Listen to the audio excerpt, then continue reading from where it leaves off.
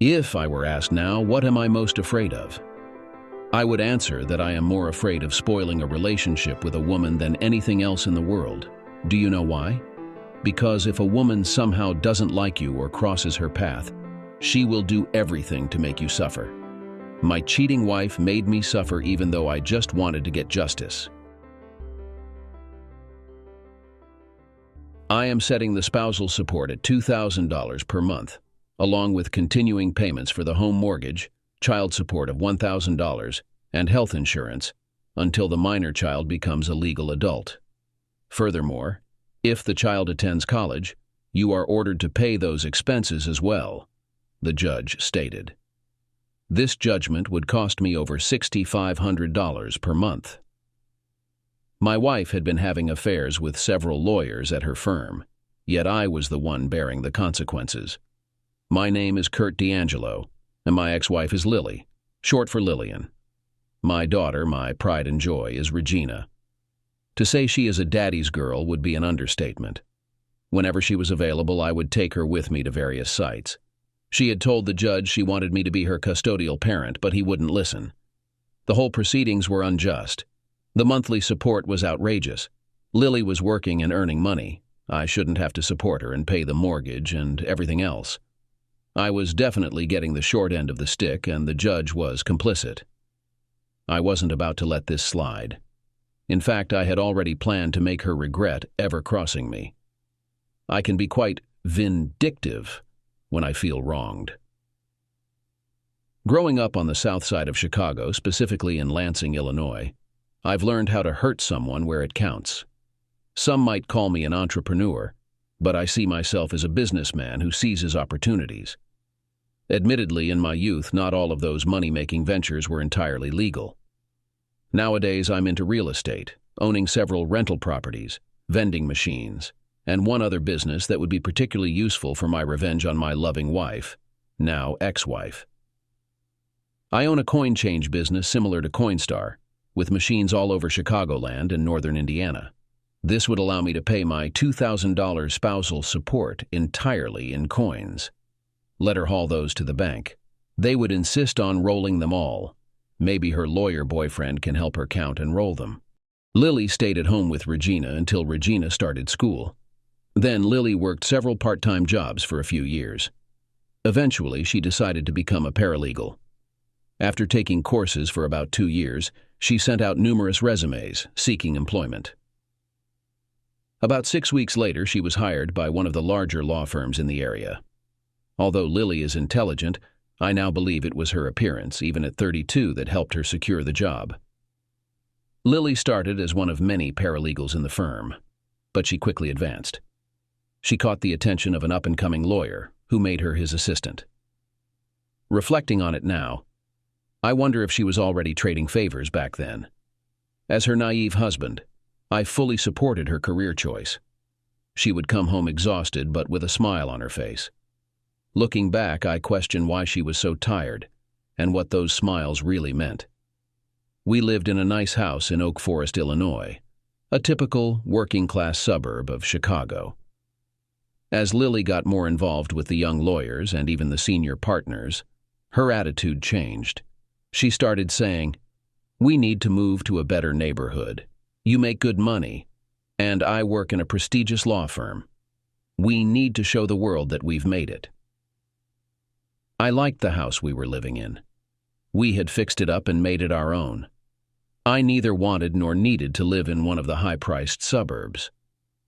After 2 years of her persistent urging, I finally gave in, but I insisted we keep our house. It was our home. We could rent it out and add it to the other rental properties I owned. So we bought a house on the north side of Chicago in Wilmette. We had to take out a jumbo loan to afford the $900,000 mansion, as I called it. It wasn't on Lake Michigan, but it was pretty close. She decorated it with all new furnishings to her taste. I never felt comfortable there.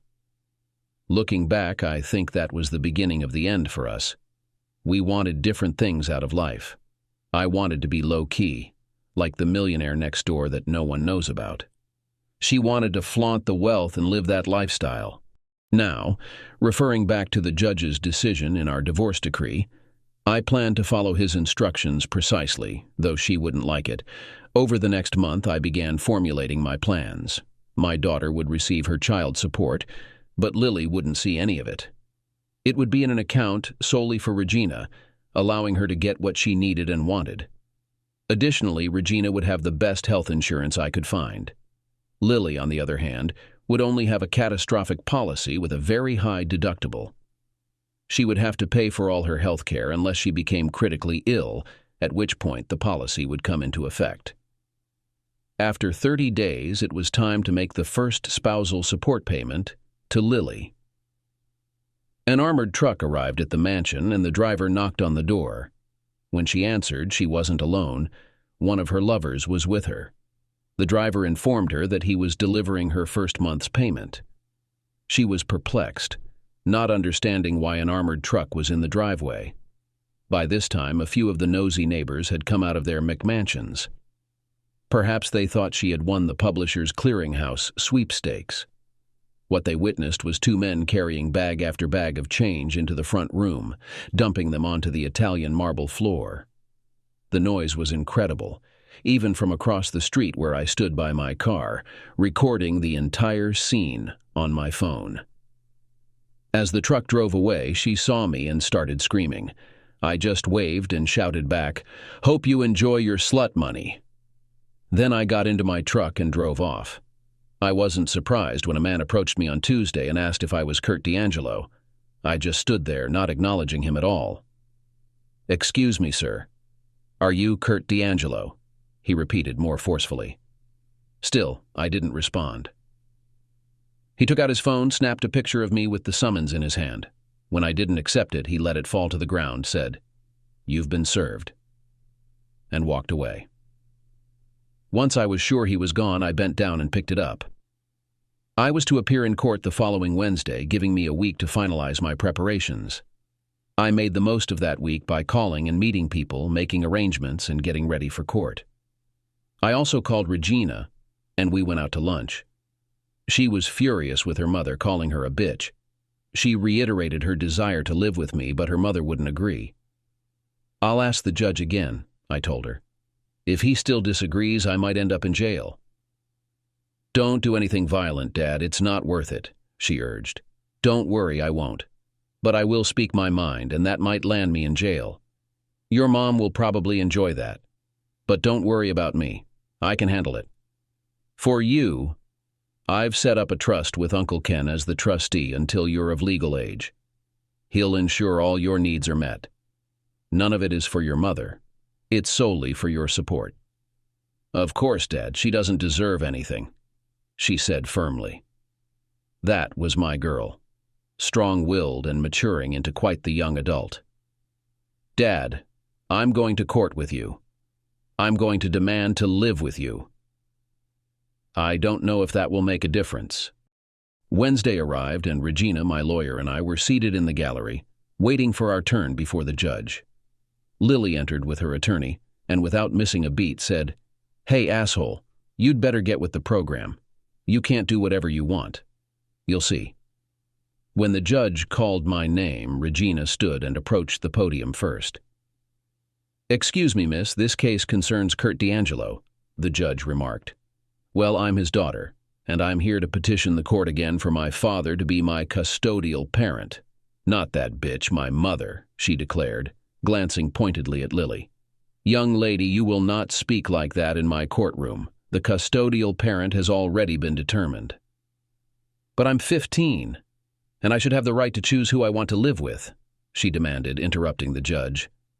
"There were accusations of an improper relationship with your father, so I have ruled in favor of your mother."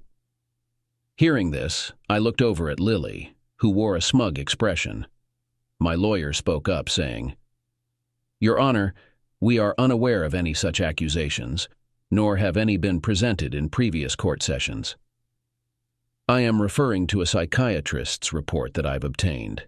Based on this information, I stand by my ruling, and this matter is closed." Approximately 4 months ago, Regina was struggling with her divorce and issues at school, so we decided she should see a psychiatrist. There must have been something in those notes that Lily believed would influence the judge in her favor. I had never engaged in any inappropriate activities with my daughter, but Lily was attempting to portray me as a pedophile. My blood pressure was rising. I couldn't believe Lily would lie like that, accusing me of something I hadn't done. The judge wouldn't even allow my side of the story to be heard. I glared at the judge. He would pay for this. I suspected her law firm was controlling the situation. We'll see how they all fare in the end. My vindictive nature was beginning to resurface. Lily's lawyer spoke up. We are petitioning the court to find Kurt D'Angelo in contempt. My lawyer was almost as angry as I was. He could see that there would be no justice in this courtroom today. Your Honor, my client has complied with all the terms of the divorce decree to date. There are no grounds for contempt. Your Honor, Lily's lawyer interjected. His monthly spousal support payment was delivered a week ago Saturday and dumped on the floor of her residence. So, the judge inquired. The $2,000 was all in change, mostly pennies and nickels. This caused some damage to the flooring and required a considerable amount of time and effort to clean up. My lawyer didn't wait for the judge to respond. He was ready. Your Honor, Section 5V103 of Title 31 of the United States Code states, United States coins and currency are legal tender for all debts, public charges, taxes, and dues. My client has paid the required spousal support. Additionally, he has fulfilled the obligations for insurance, the home mortgage, and child support. Your Honor, Lily's lawyer interjected. To date, my client has not received any child support from Mr. D'Angelo. That's correct, Your Honor, my lawyer replied. The child support has been given directly to his daughter for any needs or wants she may have. You can confirm this with her. The judge looked puzzled. He glanced at Regina, who smiled and nodded. We have canceled checks for the insurance and the mortgage, my lawyer added. I glanced over at Lily and her lawyer, who were hurriedly trying to come up with a response. Your Honor, her lawyer said, receiving payments in coins causes undue hardship for my client. Could we request that future payments be made by check instead? The judge, finally able to speak, said, That seems reasonable. Before he could say anything else, my lawyer spoke up. Your Honor, before you continue, could you address a couple of questions related to that? And what might those be? The judge asked. Are the Chicago police part of the legal system in the city of Chicago? The judge looked at my lawyer as if he were crazy and said, Why, of course they are. Then why? My lawyer continued. If my client had his car impounded and wanted to retrieve it from the Chicago police impound lot, would he not be allowed to write a check, but instead be required to pay in cash or with a credit card? The judge stammered, My lawyer pressed on. If the police, as you have admitted, are part of Chicago's legal system and refuse to accept a check, how can my client be required to make future spousal support payments by check? The judge, now looking flustered, got defensive and said, Because this is my court and what I say goes. By that point, I had reached my limit. Standing up, I uttered, You think you're the law, trying to please my wife's law firm. Was she a tool for you too? His reaction was explosive. Mr. D'Angelo, I hold you in contempt of court and sentence you to 6 months in Cook County Jail, unless you apologize to me in this court and agree to any conditions I set. Who do you think you are? The king? King of this sham court? I retorted. The judge was taken aback. It was clear he had never been spoken to in such a manner before. Bailiff, detain this man. Glancing at Lily and her attorney, I saw they were shocked. Enjoy your dirty money, Lily, I remarked with a smile. Little did she know how drastically her life was about to change. I was taken into custody, subjected to a strip search, and transferred to jail. Jail, if you could call it that, was more akin to a prison.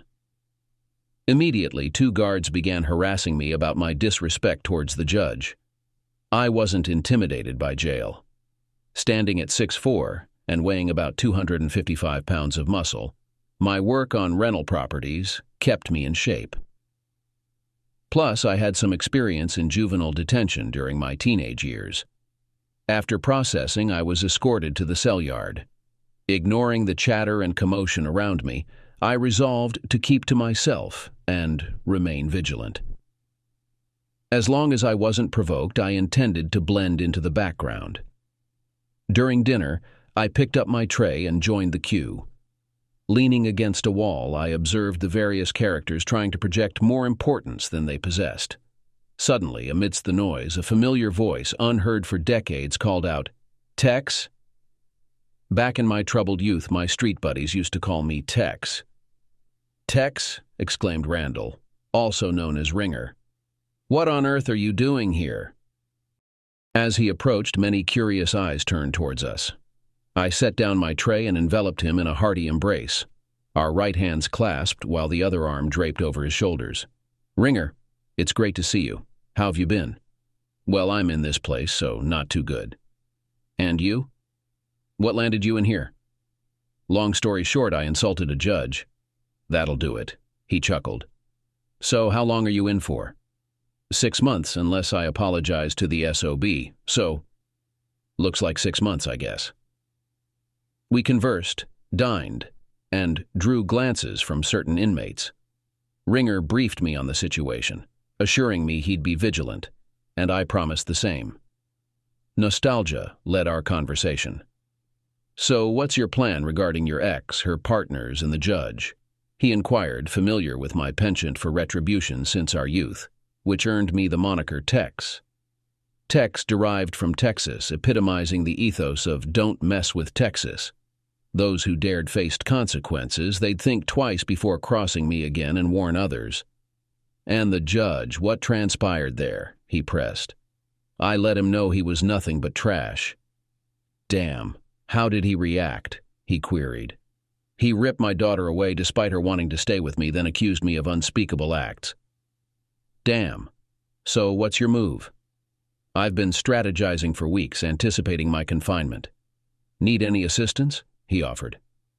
"Possibly, but it's unclear for now. It's comforting to have an ally in here, though. I'll introduce you to some of my comrades. Having reliable allies is crucial." Following introductions, Ringer regaled some tales of our past exploits in Lansing. There were chuckles, but mostly solemn acknowledgement, as if our stories were not so dissimilar. That evening, as I lay in my bunk, my gaze fixed on the wall, I pondered, how did things come to this? Reflecting on my life, I recalled my turbulent childhood, an abusive alcoholic father and a mother who lacked the strength to stand up for me, even as Dad's violence escalated. This drove me to seek solace on the streets, where I fell in with a group of similarly troubled guys. Though we masqueraded as a gang, we were just naive youths grappling with our harsh realities. Living in Lansing, where crime rates soared, we only added to the statistics, engaging in mostly petty crimes, with the occasional car theft. This ultimately led me to juvenile detention, a pivotal moment upon reflection. Despite its challenges, it afforded me the opportunity to contemplate the trajectory of my life.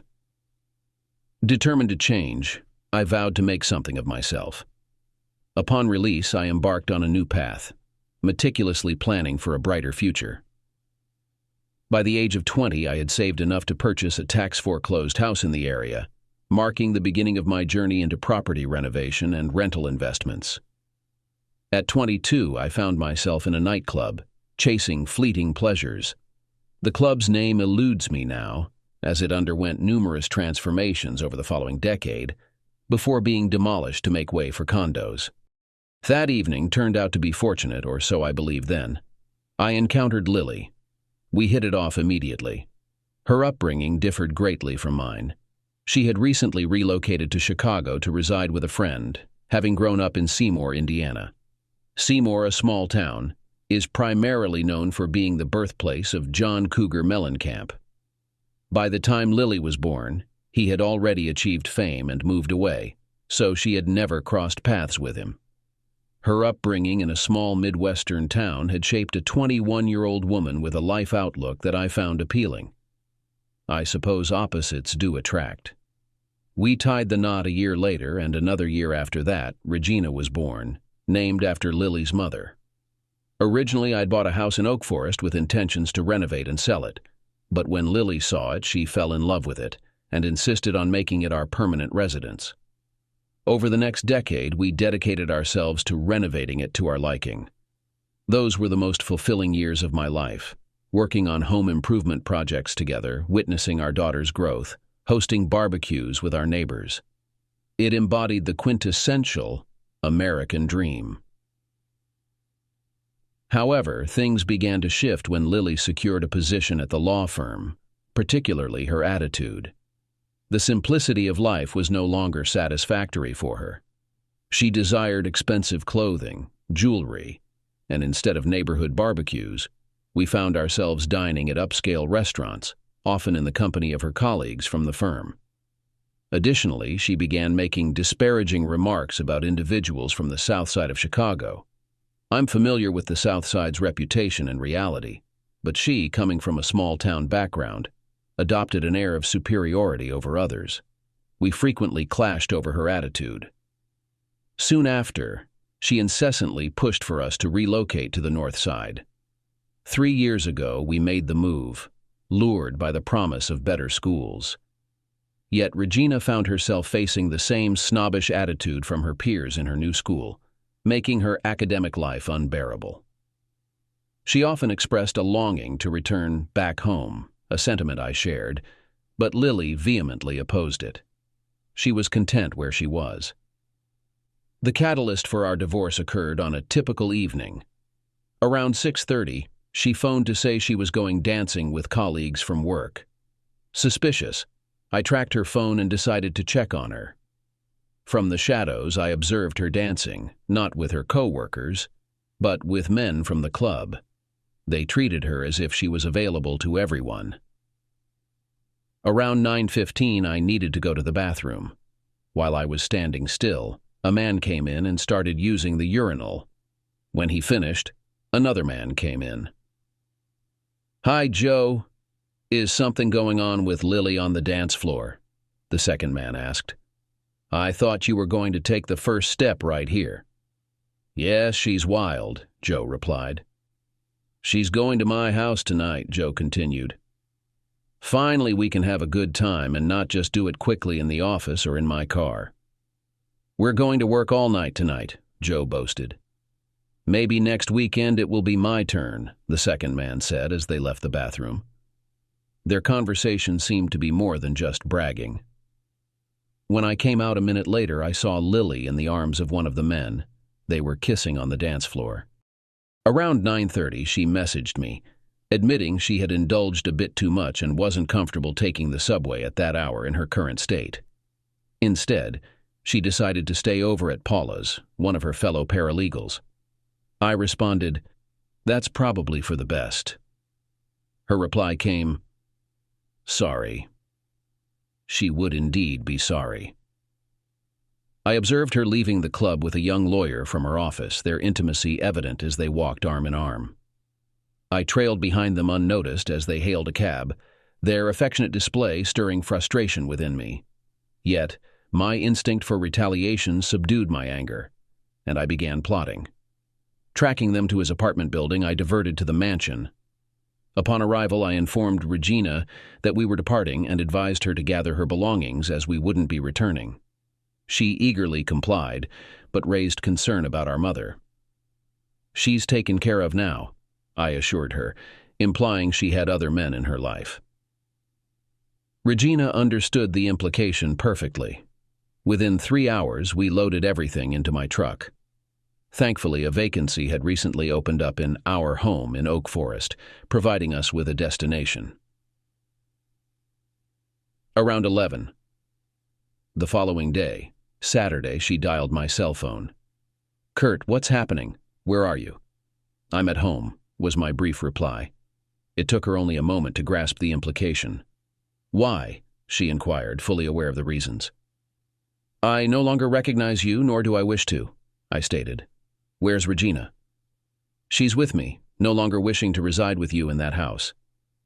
Aware that I might not be privy to her extramarital affairs, she attempted to justify. Come on, Kurt, just because you don't enjoy living luxuriously doesn't mean you can just leave, taking our daughter with you. No, Lily. But having a wife who cheats on me is a valid reason to depart. Expect divorce papers next week. She gasped and then reverted to her usual derogatory tone. You worthless Southsider. You have no idea what consequences you're bringing upon yourself. My firm will destroy you. That may be true, I retorted, but ultimately I will prevail. You haven't witnessed my full fury. Over the following half year, she made no effort to reconcile. She'd even call me to boast about her outings with various lawyers. I didn't care. There was no turning back. However, I had to bring Regina back. She needed to return to school. Regina told me that Lily was frequently out until midnight and constantly belittling me, urging Regina to pursue wealthy suitors from her school for a luxurious life. Regina always defended me, expressing her desire to return to Oak Forest. Now I find myself in jail, and Lily likely believed she had triumphed. Yet I'll be productive behind bars. I wonder if she considered how the mortgage, her health insurance, and her spousal support would be covered. She probably thought a stint in jail would make me see sense. No, it only gives me more time to plot my revenge, meticulously. Thursday afternoon marked a pivotal moment that would alter the trajectories of numerous lives, including some individuals whom I would never cross paths with.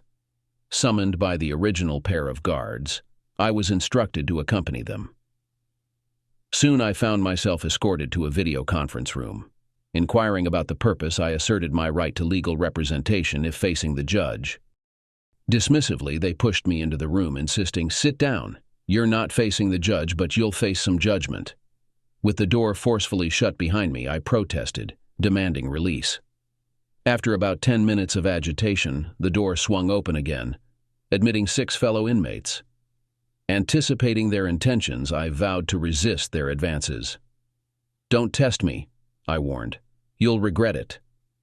When one of them advanced, I swiftly struck, connecting with his nose, the sound of the impact echoing. As they converged, I fought back fiercely, employing every means to defend myself. However, a towering assailant, towering over me by 6 inches, managed to ensnare me in a chokehold.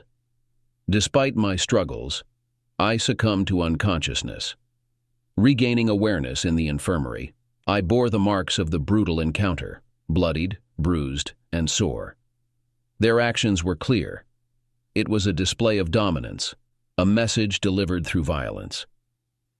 Dawning light through the window indicated morning had arrived, signaling that I had been unconscious throughout the night. When the nurse approached me, I gazed at her with resentment blazing in my eyes. Not just toward her, but toward the entire system capable of tearing my child away, forcing me to pay so my ex-wife could luxuriate in the mansion, and ultimately threatening to throw me in jail to teach me a lesson. She met my gaze, observing my bound state that immobilized my arms and legs. Sensing the animosity emanating from me, she reassured, "I'm here to assist, not harm. You've suffered severe injuries." They claimed it was a brawl, but we both know the truth. I can aid your recovery, or you can endure the pain. It's indifferent to me. Though her last words seemed disingenuous, her intention to help was evident. I managed a strained smile, murmuring, "I apologize. You've endured a traumatic ordeal. Your anger is understandable." She departed momentarily, but returned with a tray of breakfast, freeing one of my hands from its restraint. "Thank you," I expressed my gratitude. "You're welcome." As I sat eating, a plan formed in my mind. "May I make a request?" I ventured. "That depends," she replied cautiously. "Randall Turner, one of the inmates, is an old friend. Could he visit me?" "I'll see what I can do," she replied non-committally. Fortunately, she secured permission for Turner to visit. Later that afternoon, he entered the room, immediately recognizing the determination in my gaze. "Oh, damn," he muttered. He understood that I wasn't about to let the situation slide. I detailed the actions of the 6 men and 2 guards involved. Then I emphasized, "I require the full names of all 8 individuals, not their aliases." "Oh no," he muttered. "What's your plan?" "An equitable retaliation, but with a twist." He caught the intensity in my gaze, understanding the implications. He knew it wouldn't be pretty and that innocence might suffer. "I'll do what I can to find them," he offered. "What's next?" "Just that. I'll handle the rest." After a brief conversation, he was escorted back to his cell. Sleep was elusive that night, restrained to the bed. The following day, Ringer returned with the names. Once more, he inquired, "What's your plan?" "The less you know, the better," I replied. "Oh no," he sighed. The following Sunday brought both good and bad surprises. Lily had arrived, accompanied by Regina. Lily initiated the conversation. "So it seems you've been cozying up to your fellow troublemakers," she remarked. "What the hell do you want?" I snapped. "Regina insisted we pay you a visit. Are you prepared to apologize and be reasonable now?" "No way. And what's this nonsense about me and Regina? You know I would never do anything to harm her." "How can I be sure? She does seem unusually attached to you," she pointed out. "You're despicable. Why don't you return to your partners in crime and let them deal with your deceit?" "Just so you know, I've indulged them and they were quite pleased," she bragged. "Leave and send Regina in. I'm done speaking with you." She smirked in that unmistakable manner only someone contemptible could. She thought she was getting under my skin, and she was, only adding fuel to the fire that would eventually consume her. When Regina was brought in, she began to cry upon seeing me lying there all bandaged up. "Honey, don't cry. It looks worse than it is." "Oh, Daddy, I was terrified seeing you like that. You look as though you've been in a car accident." "Don't fret about me, honey. I'm tougher than I appear." "Dad, I despise Mom for doing this to you. I hate her for making me live with her, and I hate her for accusing you of inappropriate behavior with me. It's complete nonsense." "I understand, Regina," I said, attempting to comfort her. "Don't call me that anymore," she exclaimed. I glanced at her, puzzled. "From now on, I'm Gina. I don't want to be associated with Mom or any of her relatives. In fact, I told her that and said I wouldn't talk to her again unless absolutely necessary. I haven't spoken to her since Monday. She keeps trying to be nice to me, but I keep ignoring her." "Gina," I said, using her new chosen name. "You're more like me than you realize." "I couldn't be prouder of that," she said, smiling. We conversed about various things for a while. Then I asked, "Could you do something for me?" "Anything, Dad." I handed her the list Ringer had made for me, and she promptly tucked it into her bra. "Give that to Uncle Ken and tell him to come visit me ASAP." My younger brother, Ken, was 3 years my junior. Despite growing up with the same abusive alcoholic father, I tried to shield him from the worst of it, often bearing the brunt of the abuse myself.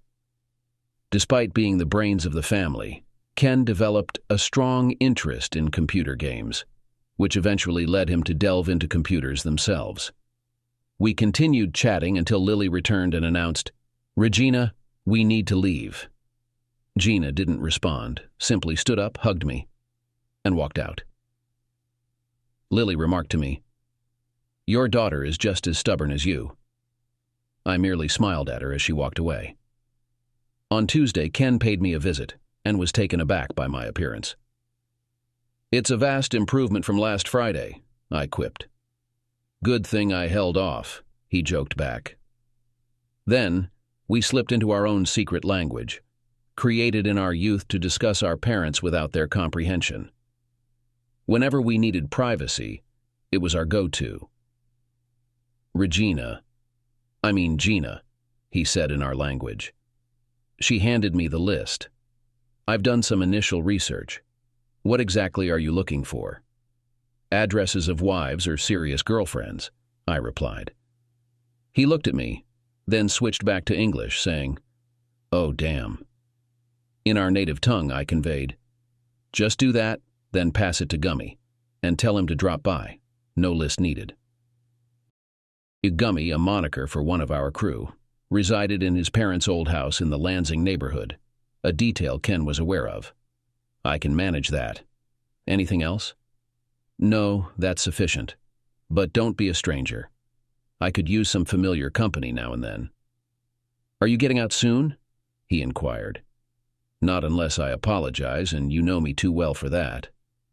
You always were the stubborn one, he remarked. Yeah, but it spared you from Dad's drunken rage, I quipped. He acknowledged my point with a smile. I'll swing by in the next couple of weeks, see if you need anything else. That'd be appreciated. Later that week, I returned to my usual cell, and Ringer had spread word of impending trouble, hinting at consequences. The glares from the guards and the others conveyed a message. Stay in line, or else. Little did they realize they would soon be put in their place.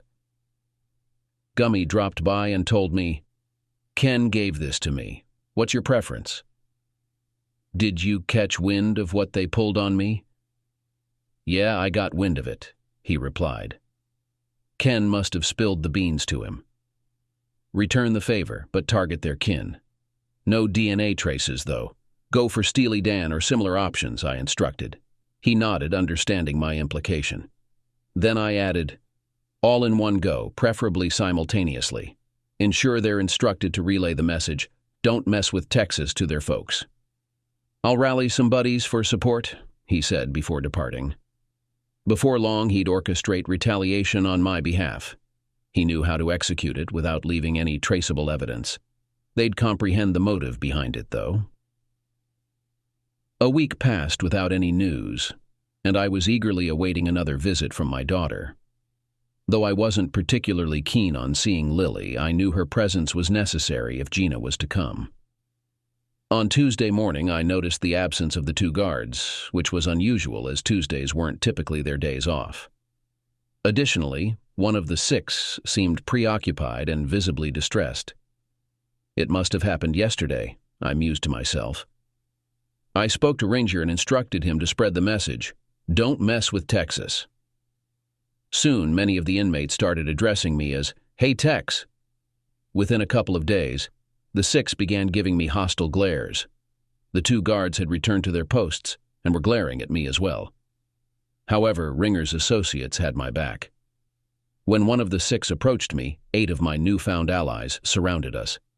The man accused me, saying, You're despicable. I don't know what you did, but my girl left me. She mentioned being warned, don't mess with Texas.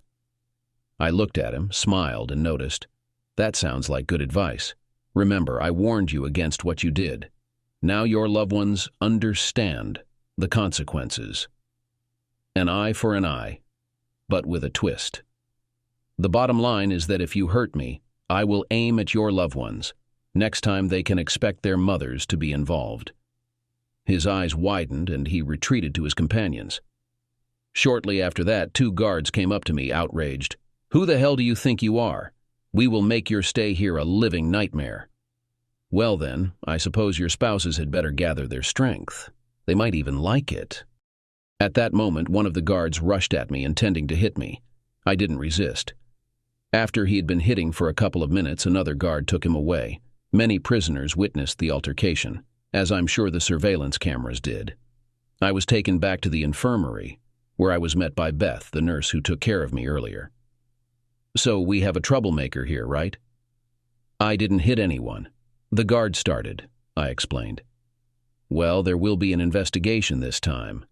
There are too many witnesses. Because of this, he may lose his job, she assured. One less unpleasant guard, I said.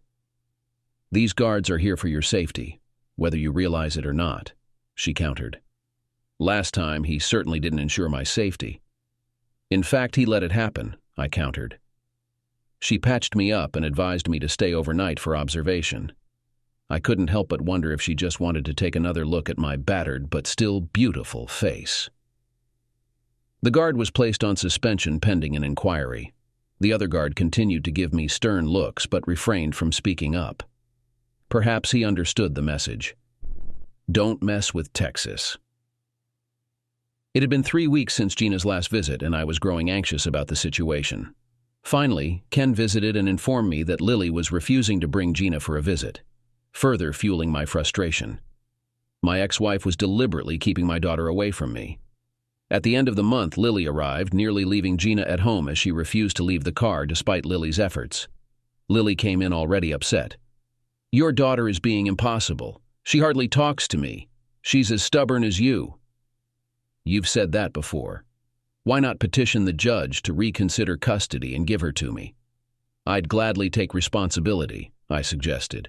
You're not getting her. She needs a good education to succeed, Lily insisted. Oak Forest is a good school and she was happy there, I countered. It's not comparable to Wilmette. She's receiving a top-notch education and networking opportunities there, she argued. Our daughter will find her own path. She doesn't need to rely on anyone else, I countered. You're just too stubborn to see the benefits, Lily shot back. We've had this argument countless times. You won't change my mind and I won't change yours. So why are you really here? Certainly not to bring Gina to me. Her name is Regina, not Gina. But that's what she prefers. Don't you want her to be independent? I challenged. You mean stubborn, Lily corrected. No, I mean independent, capable of making her own decisions, not swayed by wealth or power, I clarified, knowing the last remark would hit home. She sneered, realizing the implication of my words. So anyway, she said, I require my spousal support payment. I have purchases to make and bills to settle. Well, you'll have to manage those expenses with your own earnings. While I'm incarcerated, I can't receive payments from my S-Corp, nor should I. No work means no pay. That's how it goes in the real world. What do you mean? I can't cover all the bills with my salary. Well, you should have considered that before taking me back to court, I replied. Well, you were being unreasonable, paying with change. Well, now you won't receive any payment because I'm in jail. But you have to, she insisted. No, I don't. What are they going to do, throw me in jail if I don't? Oh, wait, I'm already in jail. It wouldn't be very wise of them to release me just to throw me back in. What am I supposed to do about the bills? She complained. I looked at her and said, Get one of your lawyer friends to cover the bills. I'm sure you're worth it. With a huff, she left the room. Gina entered, and I was relieved to see her. Wow, you really angered her, she remarked. She expects me to keep paying her spousal support while I'm stuck in jail. Good luck with that, I replied. How are you holding up, Dad? Don't worry about me. I'll manage. And you?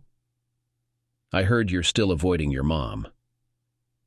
Not much, only when necessary, she replied. So when are you getting out of here?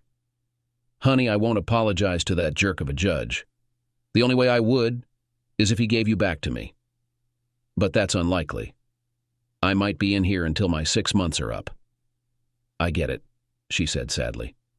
My birthday's next month. I'd love for you to be out so we could celebrate, but I don't want you to compromise your principles. We can celebrate when you're out. That hit me hard. I began reconsidering. I was hurting my daughter by being here. Then Gina put it all into perspective. If someone lacks principles, they have nothing. Like Abraham Lincoln said, important principles may and must be inflexible, she recited. Where'd you hear that? I asked. My counselor, Dr. Hodges, at school. It's been helpful to talk to someone about all this. Some of my teachers noticed my grades slipping and had the counselor talk to me. It's also helped me deal with Mom, even though I'm still not talking to her. It's no surprise that a prestigious school like Wilmette would have a doctor of psychology serving as their student counselor. Those affluent kids probably wouldn't feel comfortable confiding in just any ordinary school counselor. I remarked to Gina, It seems like your mom is upset with you too. Yeah, she's getting pretty annoyed with me. I just ignore her. I think that makes it worse, but I don't really care. Well, in a few more months, she'll have to find somewhere else to live. The bank won't tolerate a delinquent jumbo loan for too long. I estimate that within 3 months, her mansion will be foreclosed. But Dad, won't that damage your credit if the house is foreclosed on? Sweetheart, when you typically make purchases with cash, you don't worry about credit. That ridiculous mansion was the only thing I ever took out a loan for. Really? Even with all your rental properties and other businesses, you never borrowed money? I used cash from the other ventures to acquire new ones, I explained to her. Dad, I've always admired you, but now I admire you even more, she said with a smile. Thank you, honey. You really know how to lift my spirits. It was a wonderful visit with my daughter. It made me wish I could see her more often. Missing her birthday was going to be tough on both of us, but I knew she would be okay. She was a resilient kid. The following week, I learned through informal channels that the guard who had assaulted me had been dismissed. It was difficult to dispute the evidence from the video, showing me not even attempting to defend myself. Shortly thereafter, the other guard also disappeared. I wasn't sure if he had been transferred or not, but I was relieved that he was no longer around. Several inmates thanked me for getting rid of the corrupt guards, and I felt like I had earned some respect. As a result, more people started calling me Tex, and I faced fewer problems from then on. However, the 6 were still angry with me. Rumor had it that one of their wives had filed for divorce, and 3 others had been dumped by their girlfriends. Perhaps some people can learn from their mistakes. With the threat of retaliation looming and my rapport with other inmates improving, they knew better than to try anything. A couple of weeks later, I was summoned to the video room for a meeting with the judge. I informed the guard who came to get me that I wouldn't speak to anyone without my lawyer present. But the judge is waiting, he insisted. I don't care. I want my lawyer. Let him reschedule. I'm available whenever, I replied. The guard hesitated, then left. 3 days later, I was informed that the meeting was rescheduled for the following week.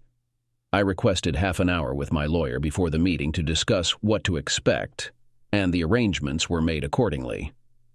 My attorney informed me that he hadn't received any details about the meeting, which struck him as odd. I suppose we'll have to improvise. When the judge appeared on the video, I could sense his displeasure at the delay of a week. I didn't care.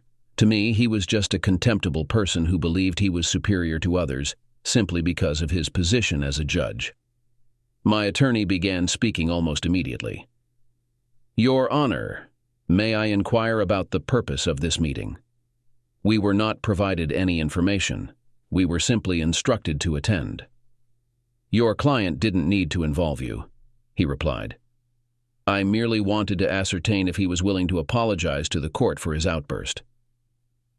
My attorney glanced at me and I gestured to him. He leaned in, and I whispered in his ear. Your Honor, my attorney addressed the court. He is unwilling to apologize and instead requests an apology from you.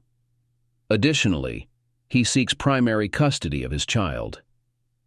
The judge appeared taken aback. How could I expect him to apologize? Of course he wouldn't. My decision regarding the child stands and I owe no apology, he declared. In that case, this meeting has been a waste of everyone's time. If my client decides to reconsider in the future, we'll request another hearing. Good day, sir. There is one more matter, the judge interjected. I pondered to myself. Now we'll finally uncover the true purpose of this meeting. Your client isn't complying with the divorce settlement. When does he intend to fulfill the necessary spousal support and mortgage payments? My attorney leaned towards me, and I whispered in his ear once more. Your Honor, he has no intentions of making any payments while he's in jail. But his house is going into foreclosure, the judge remarked. Not my house, perhaps my wife's mansion. But it's not my home. I never wanted it. I addressed the judge directly. This will damage your credit and you'll lose all your equity, he warned. A small price to see my beloved ex-wife walking the streets where she belongs, I retorted. Then I uttered something I knew would infuriate him. Maybe her numerous lovers can handle the payments.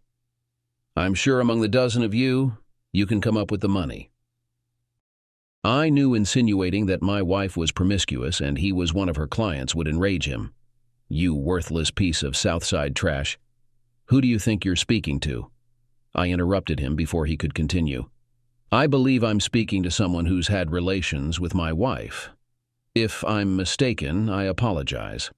I simply can't comprehend why someone with no stake in the matter is so invested. I rose from my seat and headed towards the door, signaling to be let out.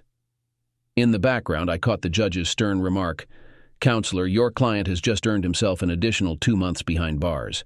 If he persists in disrespecting me, I'll make his life a living hell." Grinning, I awaited the guard who would escort me back to my cell. His dumbfounded expression suggested he'd overheard the exchange and couldn't fathom my actions. Returning to my cell, adrenaline surged through me. Apparently, my wife had spilled details about our mortgage to her acquaintances, who then relayed it to the judge. What a tangled web of betrayal. Their reckoning would come. The following Sunday, Lily couldn't resist visiting me in jail. Fortunately, Gina caught wind of it and insisted on accompanying her.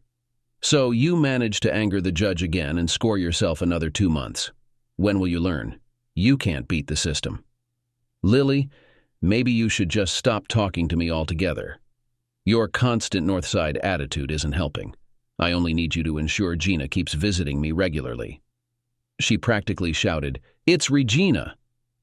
I turned away, refusing to engage further as she continued to complain. Eventually, she left, and Gina entered.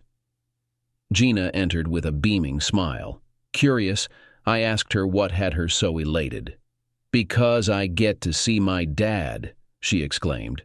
"That can't be the only reason," I prodded. "Well, I do have a surprise for you, but I can't reveal it yet. Dad, do you trust me?" "With my life," I replied. "Then will you sign this paper without reading it first?" she asked, holding up a folded piece of paper. I eyed her cautiously. "What's your game?" "You'll have to wait and see. Don't you trust me?" I smiled and signed the paper, which she cleverly folded to reveal only the spot where my signature was needed. "Did you really do something to get your jail time extended by another 2 months? Mom mentioned it." "Yeah, unfortunately. I'm sorry, honey." "What happened?" "I had another disagreement with the judge." "Well, whatever it was, he probably deserved it." We chatted more about school and her mom. She kept mentioning Dr. Alex Hodges and wondered what was happening. I tried to pry out her plans involving my signature, but she insisted it had to remain a surprise. "I'm sorry I won't be there for your sweet 16, but I'll have a birthday present for you next time you visit." "What is it?" she asked. "That's a surprise. Looks like we both have surprises in store," I replied. As Gina was leaving, I asked her to bring Greg to see me. Greg was my trusted assistant who handled my business affairs. "Sure, Dad," she said. I had given Greg some specific tasks to handle in case I ended up in jail. Hopefully, he managed them. Now I had another task for him: Gina's birthday surprise. Later that week, Greg visited. He had managed to complete many of the tasks I assigned. Then I tasked him with arranging Gina's birthday surprise. He seemed hesitant. "Are you sure?" he asked. "Yes, it's the perfect gift for her," I affirmed. "All right, I'll talk to our lawyer," he agreed. "Also, visit my brother Ken and pass on what you've done. He'll know what to do with it. If he has questions, tell him to come see me. Otherwise, tell him to coordinate with Gummy." "Got it," he said, then left. I grinned, knowing Gummy would carry out my plan for revenge while I innocently sat in jail. By the end of the month, my standing among the inmates had improved. It seemed that a guard had spread word about my actions towards the judge. and like any other group, the rumor mill had quickly disseminated the news to everyone, resulting in the nickname Tex sticking to me. Towards the end of the month, I had a visitor. Upon entering the room, I found Lily seated there. As I turned to leave, she implored, "Kurt, please, stay. I need to talk to you."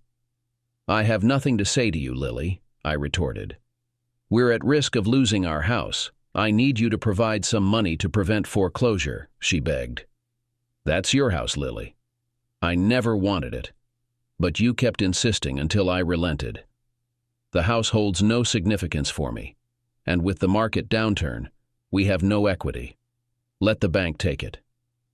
"Kurt, you can't just abandon me like this. You have to help," she pleaded.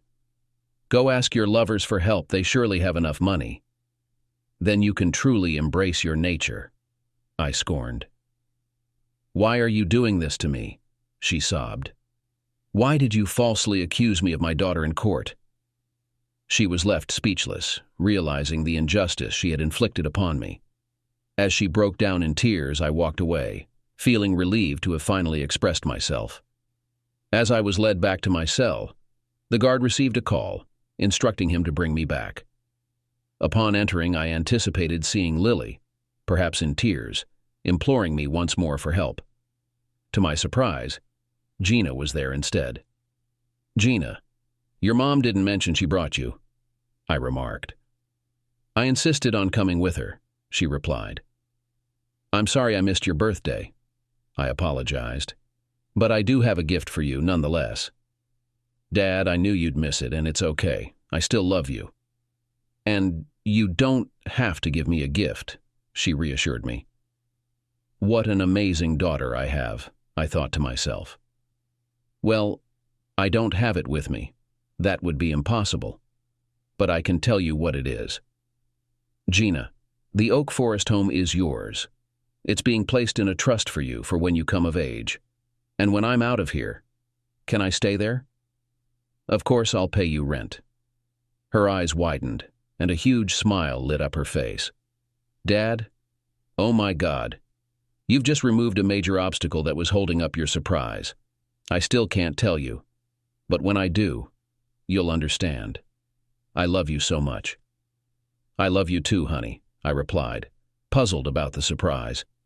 It must be related to our real home, not the mansion. We both beamed as we continued talking. Gina mentioned Alex, her counselor, again. I wondered if she had a crush on him.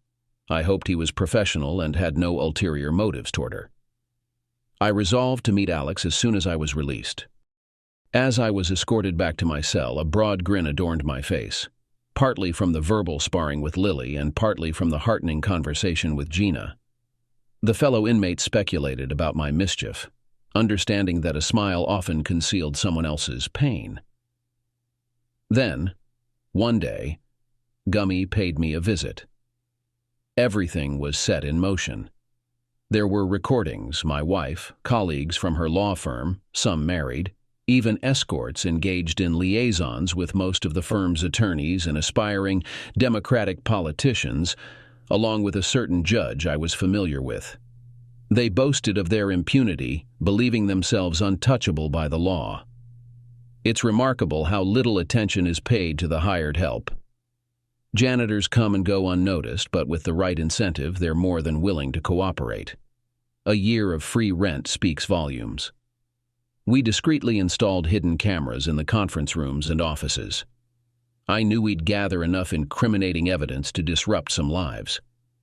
Anonymously, my brother would distribute the videos online with a tagline, "Don't mess with Texas." They'd be sent to key platforms and copies sent to all major news outlets and tabloids in the state. A media frenzy would ensue as each outlet vied to break the most scandalous story. Politicians and lawyers would scramble to contain the fallout. With a smile, I instructed Gummy, "Let the others know what needs to be done in a week." He assured me, "I will." Returning to my cell, my grin widened. Ringer recognized it and understood I had just conversed with Gummy. He muttered, "Oh, shit." I simply nodded, smiling, even wider. When the video surfaced, I was reclining in my bunk, overhearing the chatter rippling through the jail. Clearly, somehow the news had penetrated our isolated corner of misery. It wasn't long before I caught snippets of conversation. Don't mess with Texas. A few minutes later, to my surprise, the behemoth, one of the 6, stopped by my cell and uttered, "You're one tough son of a gun. I apologize for what I did. I warned you all about crossing me, that there would be consequences. Now more folks are learning the hard way. I return kindness with kindness and violence with violence. Well, I hope you accept my apology. Sure, just remember, being big doesn't make you invincible." He nodded and departed. 3 days later, I was summoned again by the judge. He had already contacted my lawyer, who was en route. As we waited for the judge to join via video link, my lawyer smirked. "I wonder what this is about." "Only time will tell," I replied, sporting a grin. "Oh, crap," he muttered. When the judge appeared, his gaze bore into me with fury. "You did this," he bellowed. "What are you talking about?" I retorted flatly. "You're Tex, aren't you?" He was still shouting. "Some folks call me that," I replied calmly. "You'll pay for this," he screamed again. "I've been locked up for the past 4 months. How could I have done anything?" I stated matter-of-factly. "You have allies." "We all have allies, Your Honor," I quipped sarcastically. "You won't get away with this," he spat. "I don't know, Judge. You might find yourself unemployed soon, and I hear your wife is divorcing you." "You'd better call off your associates," he demanded. "Now you're calling my allies associates? I'm not sure they'd appreciate that. You know, if you corner a dog, you're liable to get bitten." "Are you threatening me?" he asked.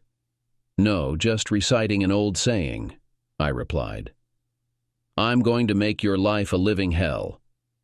If you ever do manage to get out of that cesspool of a jail, you had better watch your back. One day, you'll find yourself at the mercy of people who couldn't care less about your existence. And I'll be content with whatever fate befalls you." He terminated the call. I faced my lawyer. "Did you catch that?" "Absolutely," he replied, lifting his phone. "More ammunition for the case. The Bar Association will want to know." It appears that coercion is a felony in Illinois. A few days later, my wife paid another visit. "Oh, it's you. I thought I made it clear I had nothing more to say to you." "You despicable person," she screamed. "What are you talking about?" I inquired calmly. "You got me fired. My face is plastered all over the news and internet." "How could you do this to me?" she complained. "You brought it upon yourself," I retorted. "Do you hate me that much?" "Yes, and all your lawyer flings who think they're superior to everyone else," I shot back. I continued. "When we first met, you were a lovely, down-to-earth girl. Now you're just an entitled snob with no regard for anyone but yourself. What am I supposed to do? I'm jobless, and no one wants to hire me now." "Go back to Seymour and stay with your parents," I suggested. "I can't." The local paper's headline was, "Local Woman at Center of Chicago Scandal. My parents are retiring early and moving to Florida to escape the gossip." "Florida sounds fitting for you. It'll put more distance between us." "But they won't take me. They barely want to speak to me." "Your parents barely want to speak to you, and your daughter barely acknowledges you. Maybe it's you," I remarked. "Perhaps you should move away and start anew. But don't take Gina with you. Once I'm out of here, I'll petition for primary custody. Given your reputation, I believe the court will reconsider you as a suitable role model for a young girl." "You can't do that," she exclaimed. "She's all I have left." "Lily, I don't care. You brought this upon yourself. We had a good life until you started fooling around. Actually, you could consider becoming a companion for one of your lawyer flings. I'm sure there's a market for a nearly 40-year-old. She stared at me, her eyes filled with anguish. She rested her head on the table and wept silently. "It's unfortunate for you," I remarked. Then I added, Did you bring Gina? She nearly exploded, saying, It's Regina, and no, she's out with that doctor friend of hers. In that case, I have nothing more to discuss with you. Don't bother returning unless you bring Regina. I turned and left her seething. This time there was no satisfaction on my face. I genuinely felt pity for her. She was shattered. The following day I watched a news report that had aired overnight. It detailed a fire incident in a downtown office building where the top floor of a 5-story structure had been engulfed. Thankfully, the sprinkler system prevented the destruction of the lower 4 floors, but the top floor suffered extensive damage. I couldn't help but smile. The day after, Ken visited me and informed me about a server malfunction at the law firm's off-site location. As a result, all their data was lost. Again, I just smiled. A couple of weeks later, Gina paid me a visit, accompanied by her mother. She entered with an enormous smile spread across her face. "Gina," I greeted her, "you look incredibly happy. What's the occasion?" "I've finally completed my surprise for you. You'll never guess what it is." "Well, based on our last conversation, it must have something to do with the Oak Forest house. Don't tell me you and your mom moved back there. I know she'd rather live anywhere else." "You're partially correct," she replied.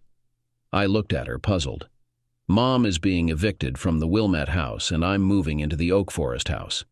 How is that possible? Didn't the court grant her primary custody until you reached adulthood?" I inquired. "That's the surprise. I've been legally emancipated." Now I was thoroughly puzzled. "What?" "I pursued emancipation with Alex's help. Once you put the house in trust for me, it was straightforward.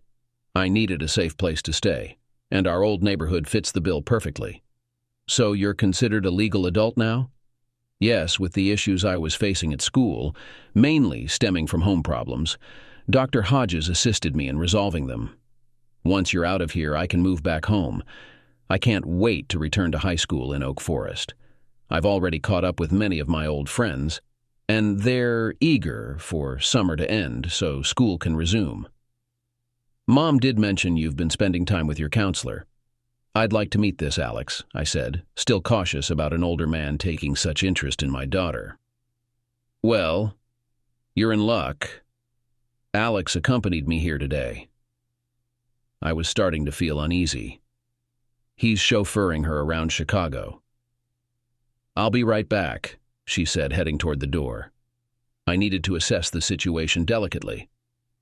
How could I subtly warn Alex about his intentions with my daughter? I didn't want to upset her, but I did want to make him think twice. When Gina returned, she was accompanied not by a man, but by a stunning woman with dark hair. She greeted me with a familiar smile. I squinted at her. "Freddie?" "It's been about 20 years since I heard that name," she replied. Freddie, or rather Alexandria Frederico, was from my old neighborhood. Although we didn't mingle much, we attended the same school. Gina looked puzzled. "Dad, how do you know Dr. Hodges?" Alex, or Freddie now apparently, answered on my behalf. "We grew up in the same area, but he didn't pay much attention to me back then." Turning to Gina, I explained, "She was a few years below me in school, and our paths rarely crossed." "And you were quite the troublemaker in those days," she remarked with a grin. "Seems like not much has changed, nearing 40 and still stirring up trouble." I blushed. "I still have a knack for speaking out when necessary." "That's what I heard. Should I start calling you Tex?" She teased. "Huh?" Gina interjected. "Why Tex?" "That was his nickname growing up. He never shied away from seeking revenge if wronged. And I have a feeling he's behind the news about the law firm," she explained. "I'll take the fifth on that," I said. "Before we continue, I wanted to make sure you're okay with me spending time with Gina," she asked. "It's Gina," Gina corrected her. "Sorry, forgot," she apologized. Then, addressing me again, she continued, "When I first got to know Gina about 9 months ago, she was pretty upset about everything. I wondered if she was connected to you and Ken. D'Angelo isn't a common name. When I found out her father's name was Kurt, I still wasn't sure. But I always knew you as Tex. When she mentioned you were in jail, I was pretty certain it was you. I wasn't exactly an angel back then, I confessed. You must have turned things around to afford a place in Wilmette, she observed. It's just a house, never really felt like home, I admitted. Gina then chimed in, stating, Our true residence is in Oak Forest. Specifically on the south side, though in a far superior neighborhood compared to our upbringing, Alex added. Yeah, maybe if we had stayed there, things would be different for us now, I remarked, my tone turning solemn. The sentiment likely held truth. Had Lily been content with our loving home, we might still be happily married. We continued talking for a while before I pulled Freddie aside and expressed my gratitude. I really appreciate you sacrificing time with your family to assist her. And thank you for aiding in her emancipation. It's a game changer. No problem, Tex. She's like kin to me. I've grown quite fond of her. Well, thank you once again. When you're out of here, you can treat us all to dinner, she suggested. I'll make sure to do that if I ever get out of here. Over the following fortnight, there were no new developments, just the usual daily routine in jail. Gina and Freddie visited on both Sundays, which I appreciated. I was grateful to see Freddie taking Gina under her wing. Gina mentioned Alex helping her decorate their home, purchasing new furniture and decor. When I inquired about the finances, she mentioned Uncle Ken's support, adding of her she's and see. I have my own savings for necessities, you know. Yeah, I just didn't want Freddie footing the bill. She's been a tremendous help, but no, she hasn't paid for anything. I hope it's not all overly feminine. I still want it to feel like my space.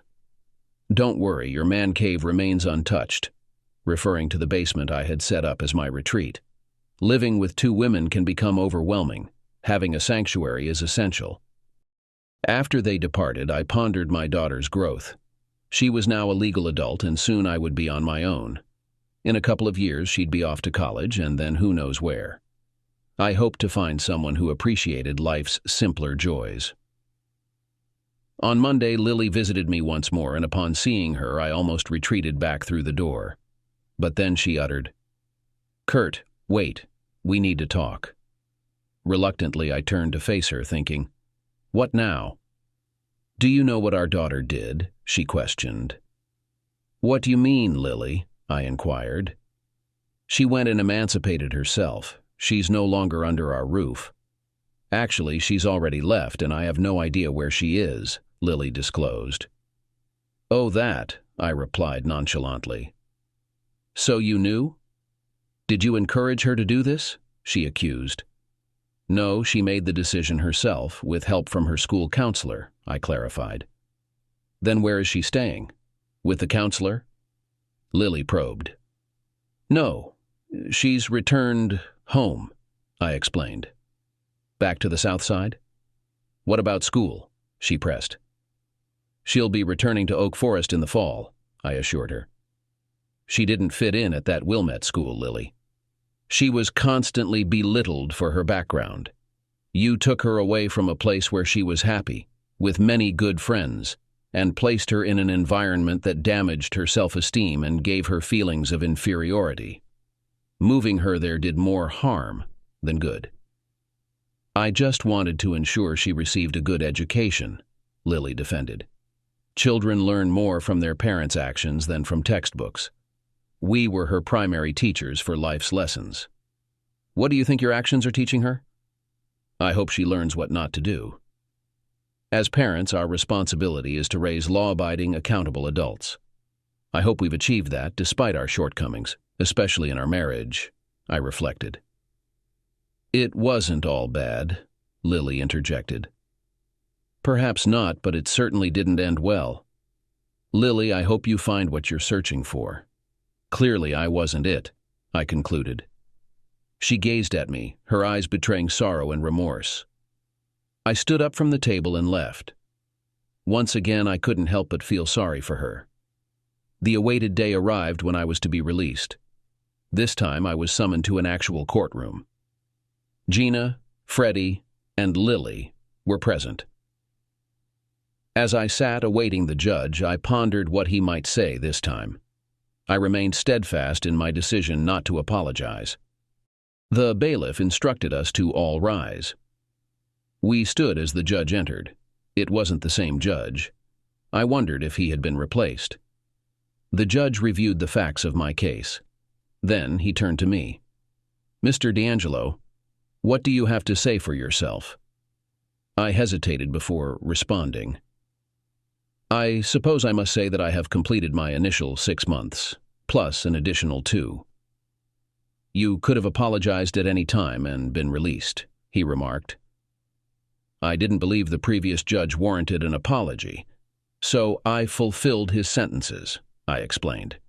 "You're a stubborn man, Mr. D'Angelo." "I prefer to think of it as strong-willed, which has served me well in business and life," I countered. "As for your divorce settlement, it remains in effect, and you'll need to make restitution for the months you failed to comply." Then my attorney intervened. "Your Honor, my client is willing to settle his debt. According to our calculations, that amounts to just under $20,000.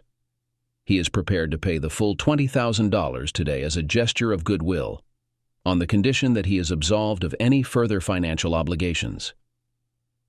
Upon hearing this, Lily objected, saying, "What? You owe me more than that, and you must continue payments until Regina turns 18. "Miss," the judge interjected, "I will manage all proceedings in my courtroom. Now, counselor, how did you arrive at that figure?" "Your Honor, my client made the initial spousal support payment, mortgage payments, and insurance payments, as well as providing financial support for his daughter. He continued to cover insurance and support for his daughter during his time in incarceration. However, he was unable to pay spousal support or the mortgage due to his lack of income while not working. Now that he is able to work again, he can resume earning." The judge scrutinized the details and remarked, "Your client was incarcerated for 8 months. The spousal support alone would total $16,000, not to mention the mortgage." "Your Honor, if you review the court judgment transcript, it states, 'until the minor child reaches legal adulthood.' The child in question has been emancipated for the last 3 months, as evidenced by the legal documents before you. Additionally, the house was foreclosed upon 3 months ago, rendering any mortgage payments moot.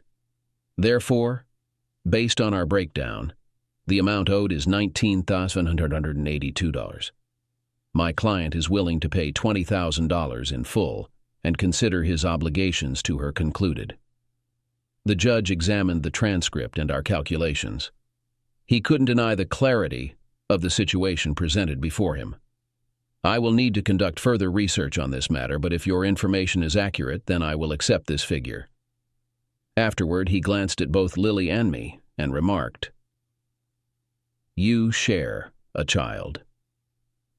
While she may be legally an adult in the eyes of the court, she is still a teenager dealing with typical adolescent issues and needs. It's crucial for both of you to maintain civility toward each other, so she can continue to develop in a healthy manner. Civility should extend to all parties involved." Then, addressing me directly, he added, "And you should also extend civility to those implicated in the events leading to your divorce. Can I count on your commitment to that, Mr. D'Angelo?" "Yes, Your Honor," I affirmed. "Mrs. D'Angelo?" he inquired. "Yes, Your Honor," she replied. "And Regina?" He directed his attention to the gallery. "It's Gina, but yes, Your Honor," she clarified. "Unless there are unexpected developments, I will consider this case closed and, Mr. D'Angelo, you are free to leave," the judge concluded. "Thank you, Your Honor," responded my lawyer. "Well, let's go to RPM Italian. I made a reservation once I got confirmation of my release date. I really need to cleanse my palate after eating jail food." "I seem to recall something like that," she said. "Freddie, I believe I owe you a nice dinner." "Absolutely," they both responded. Then I addressed Gina and Freddie. Ladies, are you ready to leave? Ugh, she groaned. It's free accommodation. How can that be a bad thing? You want me to move back to the south side? She complained. You can find another job, and regarding housing, I can assist you there. I can place you in one of my properties, rent-free for 6 months. That way you can focus on rebuilding your life. What am I supposed to do? I have no job, nowhere to live, nothing. Our daughter, all right? It's Regina, Lily spat. Lily, the judge requested us to maintain civility. Let's do this, for Gina. You traitor, you can't do this to me. Why? You chose your new partners over me. They can assist you in getting back on your feet. As we stood up and began to leave, Gina approached me and embraced me tightly. Freddie stood nearby wearing a smile. I noticed Lily glaring at us while we conversed. Then Lily approached me and exclaimed, $20,000? That's all? That's unfair. I caught sight of Lily from the corner of my eye, and I could sense her anger. That was our restaurant, the place we frequented for special occasions together. The reservation's for 6:30, so we've got some time. Would you mind if we drove around for a bit? I just need to adjust to this newfound freedom, I suggested. Then turning to Freddie, I added, I booked for 4. Could you check with your partner to see if he's available? Freddie fell silent, her expression blank. Gina interjected, Dad, she doesn't have a partner anymore. Before addressing Alex, I'm sorry, Dr. Hodges, I never told him. I was puzzled. Every time we spoke, she wore her wedding ring set. Even now, it adorned her finger. What was I missing? I apologize, Freddie, if I've offended you, I offered. No, please don't be. You couldn't have known. My husband was killed on the Eisenhower about 5 years ago. A big rig changed lanes and forced Mike into the divider. They said he died instantly. I'm so sorry, Freddie. I had no idea. I just assumed seeing you with the rings, I said. Yeah, I haven't been able to take them off yet. It's like if I do, I'm letting him go. I know. Psychologist with a mental issue. I've heard it before. Well, I'm sorry. Would you join us so I can try to make it up to you? She looked solemn but nodded. I think that'll be okay. I'd been so consumed by my own troubles and desire for revenge that I never bothered to inquire about her life. I felt terrible about it. I knew I had to change. From now on, I'd be open to listening to whatever she wanted to share about herself and her journey. I was determined to be a better friend. The dinner was delightful. It was a relief to wear normal clothes and not constantly watch my back. Yet, the newfound freedom felt somewhat strange after 8 months of vigilance. By the end of the meal, I was feeling more optimistic. Taking a leap, I asked Freddie, Alexandria, whenever you're ready, would you allow me to take you out on a proper date? I'm in no rush. Whenever you're comfortable. In the meantime, can we keep in touch? Dad, of course we'll keep in touch. She's not getting rid of me that easily, my daughter replied. And I wouldn't have it any other way, Freddie assured Gina. Then, turning to me, she added, Mike and I never had children. Between my studies and his financial planning business, the timing wasn't right. So having Gina as a surrogate daughter has been very healing. I hope you're okay with that. After everything you've done for us, I wouldn't want it any other way, I replied. As we left the restaurant, Gina remarked, I hope you'll like the look of our old house. Anything will be better than where I've been for the last 8 months, I chuckled in response. When we arrived, I was taken aback. The shutters had received a fresh coat of paint, and the bushes had all been neatly trimmed. The exterior looked wonderful, and I couldn't wait to see the inside.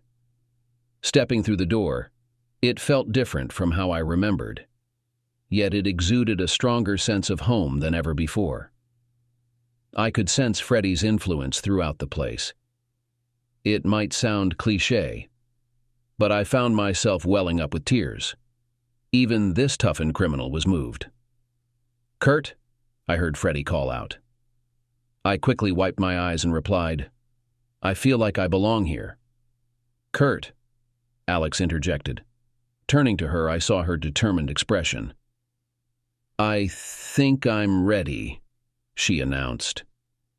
I looked at her, puzzled. She then removed her rings and gave me a hopeful smile. Unable to resist, I returned the smile, and then we embraced. 10 attorneys, 4 legal assistants, 6 public figures, and a judge saw their professions and marriages destroyed by the circumstances surrounding my divorce and its aftermath. Whether seen as stubborn or strong-willed, sometimes sticking to your principles pays off. On a positive note, Gina gained a new mother, along with a new younger brother and sister, Frederick and Alexis, who arrived about 18 years after her. They were twins, and I cherished the opportunity to name them after the person who helped me embark on a fresh start. As for Lily, she married a wealthy lawyer, seemingly achieving her desires. I believed we had everything: a loving family, a comfortable home in a good neighborhood, a healthy child, and a successful business that eased financial concerns. But to her, we lacked one thing: social status. Now she enjoys her status, married to a wealthy lawyer and residing in a grand house in Winnetka.